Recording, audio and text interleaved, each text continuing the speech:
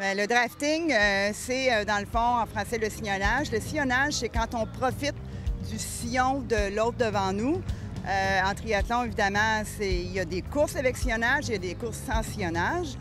Les groupes d'âge, c'est sans sillonnage. Donc, on doit respecter ce qu'on appelle la boîte de sillonnage, qui est 3 mètres de large par 10 mètres de long. C'est à peu près l'équivalent de 4 vélos entre nous et le vélo qui nous précède. Puis, bien, lorsqu'on rentre dans la boîte de sillonnage de la personne devant nous, on a 20 secondes pour la dépasser, 20 secondes pour que notre roue dépasse la sienne.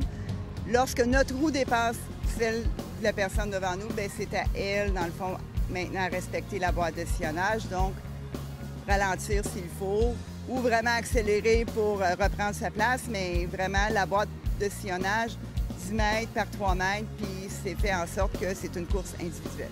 Et c'est quelles courses, justement, qui ont droit au sillonnage?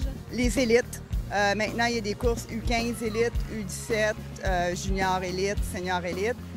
Eux, c'est qu'ils ont une licence de sillonnage. Ils ont vraiment appris une technique qui fait en sorte que c'est sécuritaire. Puis, il y a l'équipement est différent aussi. L'équipement de vélo, ce qu'on appelle les aérobars, ne doivent pas dépasser les cocottes. Comme ça, si jamais il y a un accident, une chute ou quoi que ce soit, on est sûr que ça ne rentrera pas dans la personne devant nous parce qu'on suit de très, très près